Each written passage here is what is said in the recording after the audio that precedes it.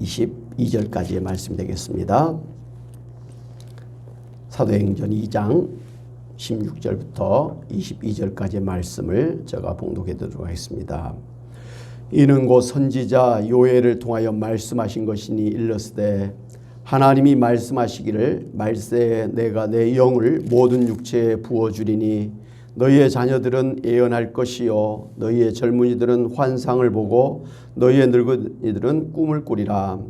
그때 내가 내 영을 내 남종과 여종들에게 부어주리니 그들이 예언할 것이요 또 내가 위로 하늘에서는 기사를 아래로 땅에서는 징조를 베풀리니 곧 피와 불과 연기로다. 주의 크고 영화로운 날에 이르기 전에 해가 변하여 어두워지고 달이 변하여 피가 되리라. 누구든지 주의 이름을 부르는 자는 구원을 받으리라 하였느니라. 이스라엘 사람들아 이 말을 들으라. 너희도 아는 바와 같이 하나님께서 나사렛 예수로 큰 권능과 기사와 표적을 너희 가운데서 베푸사 너희 앞에서 그를 증언하셨느니라. 아멘.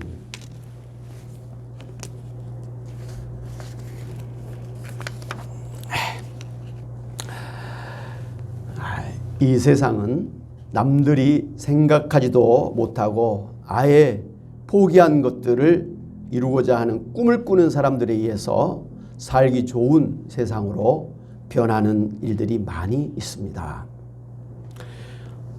아브라함 링컨 대통령이 노예 해방에 서명한 지 약 100년 되는 1963년 8월 28일 마틴 루터 킹이라고 하는 이름의 한 청년이 미국에 대한 자신의 비전을 설명하기 위해서 워싱턴 DC에 있는 링컨 대통령의 기념관에 대리석 계단을 올라가면서 거기에 모인 청중들에게 I have a dream이라는 제목의 연설을 했습니다. 우리는 모든 인간이 평등하게 창조되었음을 자명한 진리로 삼는다고 하는 이 나라 국민 신조의 참 뜻을 체험하게 될 것이라고 하는 꿈을 가지고 있습니다.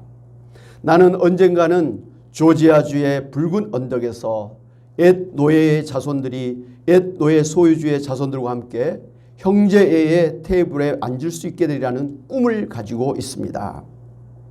나는 나의 4명의 자녀들이 언젠가는 그들의 피부색으로 판단되지 아니하고 그들의 인품에 의해서 판단되는 나라에서 살게 되리라고 하는 꿈을 가지고 있습니다. 오늘 나에게는 꿈이 있습니다. 이런 I have a dream이라고 하는 꿈을 꾼 대로 미국에서는 흑인과 백인이 평등하게 사는 나라로 변하기 시작했었습니다. 그래서 지난번에는 흑인 오바마가 2번이나 미국 대통령이 되었고 이번에는 여자 흑인 해리스가 부통령이 되었습니다. 여러분 지중해에서 홍해를 통과하는 192km 수에즈 운하는요 1859년에 기공식을 하고서 1860년에 완공되었습니다. 그래서 영국 런던에서 이 아프리카 희망봉을 거쳐서 인도의 뭄바이까지 가려면 100길로 19,800km인데 이 수에즈 운하를 건설한 것 때문에 16,400km를 단축해서 통과하게 되었습니다. 그런가 하면 알프스산의 최고봉인 몽블랑 3,842km 정상에는 케이블카가 설치되었는데요. 1905년에 처음 입안이 돼서 처음 공사를 시작한 게 1911년이었습니다. 그런데 1차 세계대전으로 공사가 중단되었다가 2차 세계대전 중인 1940년에 두 번째 공사를 재개했다가 1955년에 완공을 했었습니다. 그래서 전 세계 많은 사람들이 이 몽블랑 이 봉에 올라서 그 알프스산의 기가 막힌 그러한 경치들을 구경할 수 있는 그러한 기회를 갖게 되었습니다. 여러분 이 수에즈 운하 건설이나 이 몽블랑 케이블 설치는 당시에 그 열악한 그 도구를 생각할 때 공사를 하는 것은 마치 미친 짓이나 마찬가지였습니다. 그러나 또 많은 사람들이 아름다운 이 몽블랑을 올라서 구경하기를 원하는 그걸 꿈꾸는 한 사람에 의해서 그리고 그 수에즈 운하를 통해서 그 대서양의 바다의 위험을 줄이고 대신에 짧은 시간에 원하는 곳에 이룰 수 있게 하겠다고 하는 꿈을 꾼 사람들이 있었기 때문에 결국은 이러한 기적들이 일어나게 된 것입니다. 이런 기적 같은 일들은 모든 사람들이 포기하고 생각하지도 못했던 것들이 이루어질 것이라고 하는 꿈을 꾼 사람들이 있었기 때문에 이루어진 것들입니다. 오늘 성경에도 보면 이 세상 사람들이 생각하지 못했던 천국의 꿈을 꾸면서 천국을 만들어가고 선포하는 사람들이 있음을 볼 수가 있습니다. 바로 오순절에 성령 강림하신 그 성령 세례를 받은 초대교회 성도들입니다. 오순절에 강림하신 성령을 받은 120명의 성도들이 갑자기 각기 다른 나라의 그 외국어로 방언을 하는 신기한 일들이 일어났지 않습니까? 그것을 보고서 당시의 유월절 명절을 지키기 위해서 그 주변에 16나라에서 온 유대인들이 깜짝 놀라면서 저들이 세술에 취해서 저런다고 하면서 조롱을 했었습니다. 그때 베드로 사도가 저들 앞에 서서 지금은 유월절 기간이며 또한 지금은 9시 그 정규 기도하는 시간인데 술에 취해서 이런 것이 아닙니다. 오히려 구약시대 요엘 선지자가 예언했던 그 성령을 하나님께서 부어주셨기 때문에 이런 일들이 생긴 것이라고 하면서 이 구약성경 요엘서 2장 38절에 31절 말씀이 성취되었음을 선언하는 설교를 했었습니다. 요엘서는 BC 831년에 그 남유다 왕 요아스 시대에 요엘 선지자가 쓴 예언서입니다. 당시에 실질적으로 메뚜기 떼의 침입과 한발과 큰 불로 인해서 땅이 황무하게 되었고 그래서 먹을 곡식이 없어지고 포도주와 기름이 없어져서 기쁨은 사라지고 고생과 슬픔이 가득 차게 된 일이 있었습니다. 바로 이러한 때에 요엘 선지자는 이러한 재난이 하나님이 심판하시는 주의 날의 증거라고 하면서 이스라엘 백성들이 회개하고 하나님께 돌아와야 된다고 그렇게 외쳤습니다. 그러면 하나님께서 이스라엘 회복시켜 주실 뿐만 아니라 이른 비와 늦은 비를 주셔서 곡식을 풍성하게 하실 것이고 대적을 물리쳐 주실 것이라고 그렇게 하면서 강하게 외쳤습니다. 그런 후에 요엘 선지자는 오늘 베드로 사도가 인용했던 요엘서 2장 28절 32절의 말씀을 통해서 장래에 있을 그 하나님이 심판하시는 주의 날 곧 말세의 징조에 대해서 예언했습니다. 그런데 이 말세에 일어날 징조 중에 하나가 바로 하나님의 영을 성령을 모든 사람에게 부어주신다는 것이었습니다. 물론 구약시대에도 성령께서 역사하셨습니다마는 그때는 제한적으로 선지자, 왕 그리고 제사장들에게 역사하셨고 또 영원히 함께하지 아니하시고 떠나셨습니다. 그런데 세상의 마지막 날 말세가 도래하면 하나님께서 모든 민족, 모든 사람들에게 남녀노소, 빈부, 귀천을 막론하고 성령을 기름 붓듯이 부어주시겠다고 약속을 해 주셨습니다. 그러면 자녀들이 장래일을 예언하고 늙은이는 꿈을 꾸고 젊은이들은 환상을, 이상을 볼 것이라고 했습니다.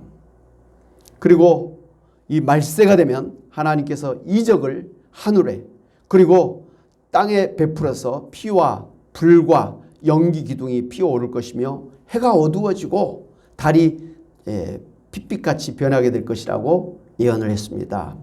그러나 누구든지 여호와의 이름을 부르는 자는 구원을 받을 것이요 모든 것을 회복시켜 주시고 하나님께서 저들 가운데 영원히 함께하여 주실 것이라고 예언을 하셨습니다.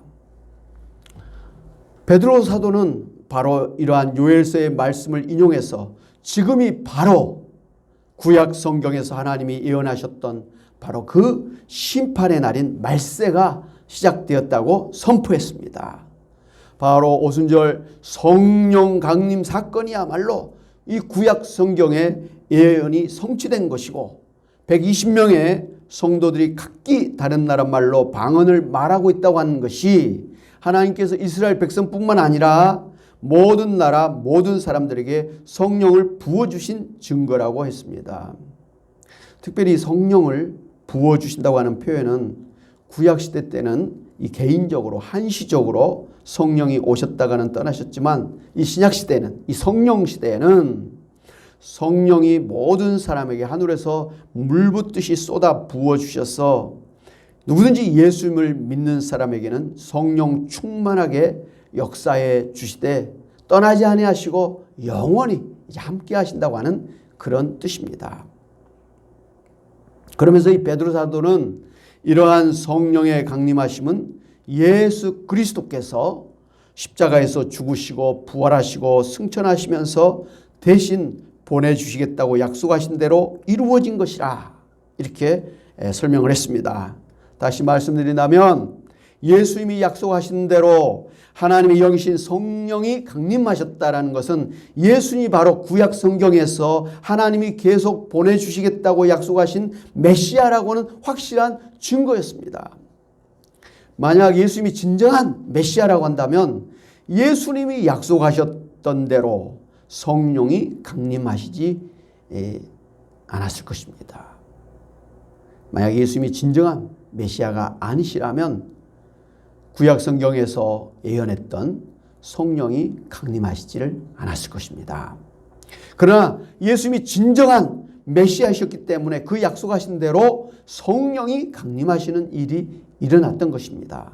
그러므로 성령이 강림하셨다고 하는 것은 세상 종말이 시작되었다고는 확실한 증거입니다. 그리고 예수님이 이 세상을 구원하러 오신 진정한 메시아, 구원자라고 하는 사실을 증거하는 확실한 증거인 것입니다. 그런데 오늘 이 요엘서의 뒷부분을 보면 이로 하늘에서는 기사를 베풀고 아래로 땅에서는 피와 불과 연기와 같은 종말의 징조를 베풀 것이며 주의 크고 영화로운 심판의 날이 이르기 전에 해가 변하여 어두워지고 달이 변하여 피가 될 것이라고 하는 예언을 한 것을 볼 수가 있습니다. 사실 이 부분은 아직 이 세상에서 이루어지지 않은 부분인데 이것은 앞으로 예수님이 재림하시기 직전에 일어날 일들입니다. 그러니까 구약 성경에서 예언하신 이 종말의 징조를 보면 메시아 예수 그리스도가 사람으로 태어나서 십자가에서 죽으시고 부활하실 것이고 또 성령이 강림하실 것이고 예수님이 마태복음 24장에서 예언하신 대로 종말의 징조들이 나타날 것이고 또 이 세상을 심판하셔서 죄인들은 지옥 심판으로 예수님 믿는 성도들은 부활한 몸으로 새하늘 새 땅 천국에서 영원히 하나님과 함께 영생을 누리게 될 것입니다. 그런데 이 구약 성경을 보면 이 종말의 징조가 이러한 종말의 징조들이 한꺼번에 일어나는 것처럼 보이지만 실제로 신약시대에 이루어지는 것을 보면 예수님이 또 말씀하신 걸 보면 이 종말이 시작이 있지만 과정이 있고 이 종말이 완성이 되어지는 그러한 일련의 과정이 있다는 것을 알 수가 있습니다.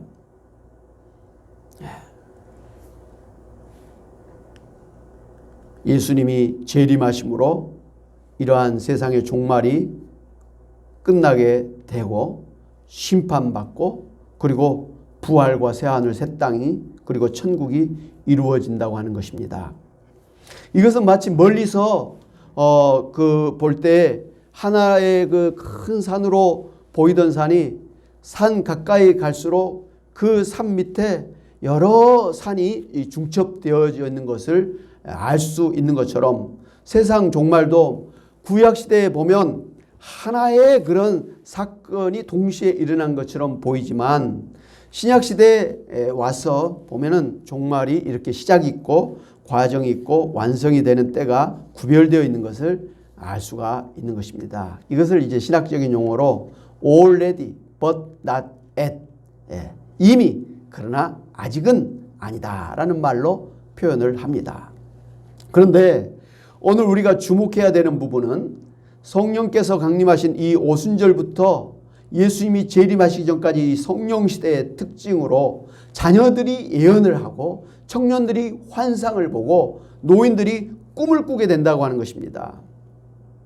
베드로 사도에 이어지는 설교를 보면 이 성령의 예언과 그리고 이 환상과 그리고 이 꿈이라고 하는 것은 오늘 사도행전 2장 11절에서 표현한 대로 성령을 받은 성도들이 하나님의 큰 일을 말하는 것들인 것을 우리가 알 수가 있습니다. 그러니까 예언도 환상도 그리고 꿈도 모두 하나님의 큰 일을 나타내는 것입니다. 그렇다면 하나님의 큰 일이 무엇입니까?